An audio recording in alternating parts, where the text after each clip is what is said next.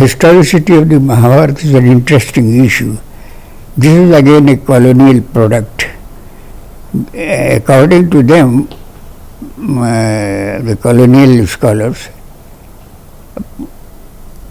neither the Mahabharata nor the Ramayana was historical. Both of them, according to them, were fictitious poems without any basis in history.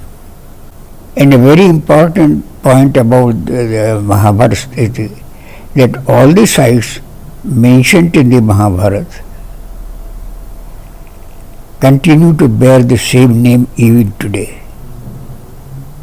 For example, Hastinapur, the capital of the Kauravas, is still known as Hastinapur. It is a site on the bank of the Ganga in Meerut district of Uttar Pradesh. I mean, there is no site which is mentioned in the Mahabharata and does not exist today. So my approach was very simple. Let me explore these sites and find out what they contained. And to my great surprise, I found that all the sites in their lowest levels contain a particular kind of culture, of which there was a very distinctive pottery which we call the painted greware.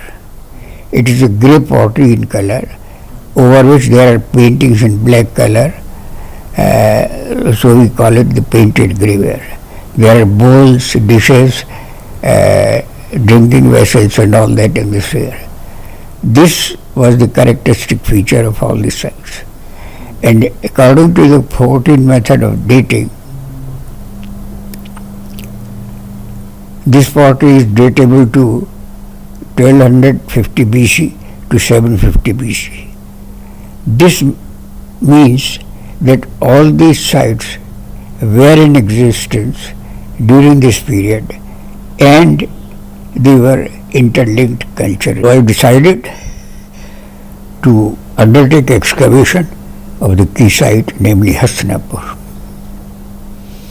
And it yielded very interesting results, completely surprising. As I said, it is situated on the bank of the Ganga. The mound runs on the right bank of the Ganga from north to south.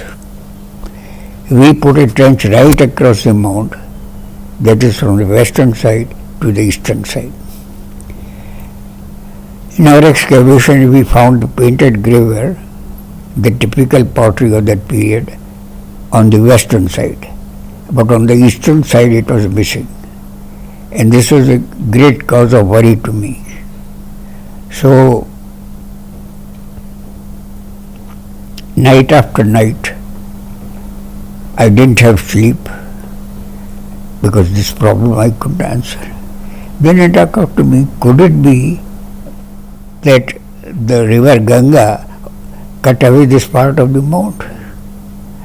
And at midnight, I went to the site, took petromix and a few diggers and tried to explore the area to find out from where the cutting would have taken place. I could roughly spot out the line. Then for about a week I excavated the area and found actually the erosion line from where the mound was cut. And not only that, I found at the toe of the mound deposits of siltal sand which the receding river had left. And still further, when I did boring in the river bed, some 50 feet below that surface, I found the pottery associated with the painted river. So this very clearly established that the river Ganga had cut away a major part of Hastinapur. Then I tried to look for literary evidence, and again to my surprise I found that the Matsya Purana and Vayu Purana actually refer to this flood. they give the names of the rulers after Parikshit. Parikshit came to the throne after the Mahabharata war. And they give the names of the rulers, so and so, so and so. And so. The text says, fifth in generation from Parikshit was a king called Nichakshu. And the text states like this: Gangaya aparate tasmin nagare nagas ave tyaktva nichakshu nagaram kaushamyam sarnivatsati. Translated into English, it means that during the time of the Nichakshu king, there was a great flood in the Ganga which washed away the site of Hastinapur, and the capital was shifted to Kaushambi. So the literary evidence completely supported the archaeological evidence of the flood. Then comes the next question: Kaushambyam sa nivatsati, that he will shift his capital to Kaushambi. Is there any evidence to support that? Yes, archaeological evidence is there. You see, from the lowest levels of Kaushambi, we find the same kind of degenerated painted graver which had begun to appear at Hastinapur when the flood took place. So there was a great tie-up between the end of Hastinapur and the beginning of Kaushambi. So all these pieces of evidence, both archaeological and literary, completely establish that the Mahabharata had a basis of history.